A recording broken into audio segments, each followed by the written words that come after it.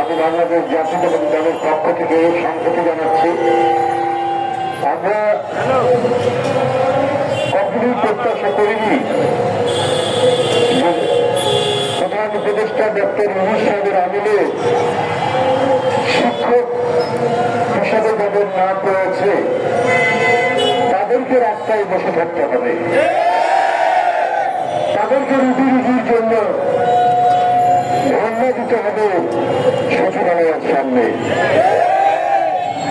যারা এই ঢাকা শহরে ক্যাসিনো চালিয়েছে, জুয়ার আড্ডা বসিয়েছে, যারা মানুষের খাদ্যপণ্যের উপর সিন্ডিকেট করেছে, বাজারে বাজারে কাঁচা বাজারে নিত্য প্রয়োজনীয় জিনিসকে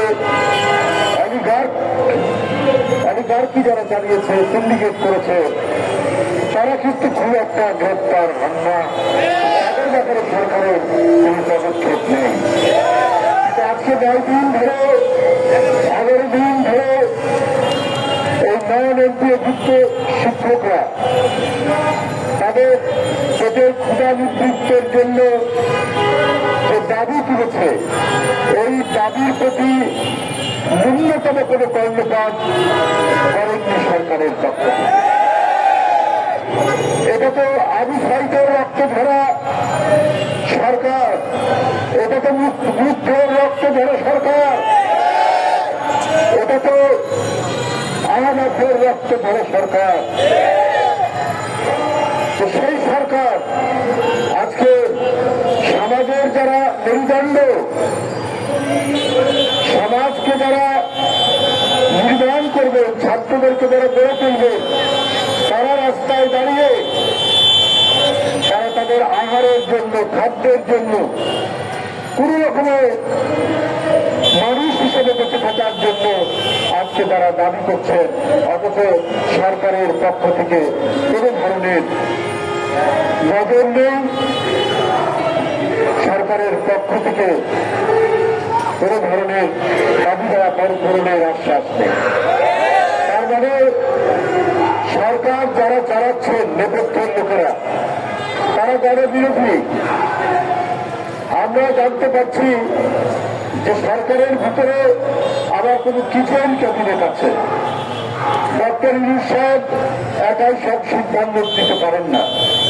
এটা ঠিক যে ক্যাবিনেট মিটিং তো সবাইকে নিয়েই হবে, দেশের ডেভেলপমেন্ট, দেশের বড় বড় খাতে, কিন্তু কিছু সিদ্ধান্ত তো প্রধান উপদেষ্টা, যিনি প্রধানমন্ত্রীর পদমর্যাদায়, তিনি নিতে পারেন।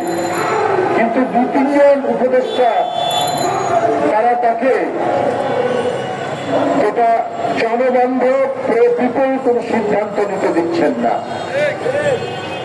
আমলাতন্ত্রের কথা বলেছেন সেলিম ভাই, বিএনপি সাংগঠনিক সম্পাদক, এবং যিনি এই শিক্ষক সমাজের নারীর খবর রাখেন, যার জীবন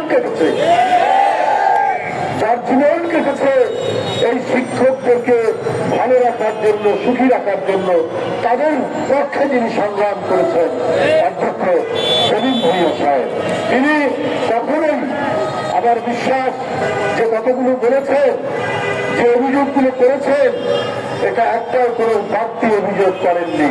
কারণ তিনি শিক্ষক সমাজ, শিক্ষা ব্যবস্থা এবং প্রশাসন এর অত্যন্ত গভীরের বিষয়গুলো উনি জানেন,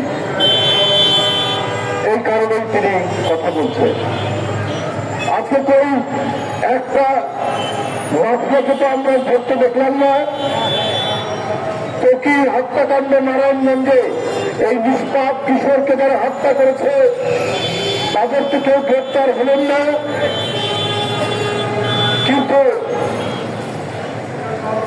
নন এমপিওভুক্ত শিক্ষক যারা গত 20 বছর, 25 বছর, 27 বছর, একজন জন্য 27 বছর ধরে, 30 বছর ধরে তারা কোনো একটি টাকাও পায়নি।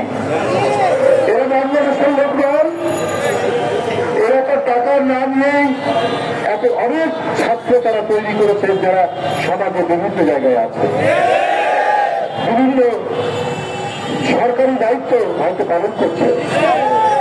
তো এদের দিক থেকে মুখ ফিরিয়ে রেখেছেন কেন?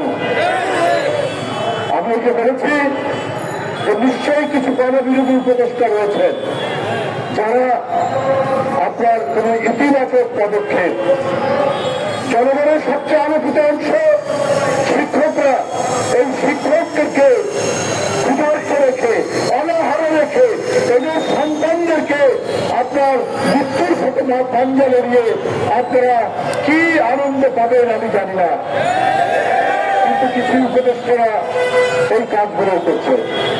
তাদের দিকে কোনো দৃষ্টি দেওয়াতে দিচ্ছেন না প্রধান উপদেষ্টাকে। সেলিম ভাই বলেছেন যারা কিছু কাজ করতে চায়, যারা ভালো কিছু করতে চায় তাদের বিরুদ্ধেই এই সরকারের বিরুদ্ধে লোক লেগে যায়। ডক্টর এম আমিনুল ইসলাম একজন মেধাবী শিক্ষক, একজন বড় একাডেমিশিয়ান, আমরা অনেকেই তাকে চিনি।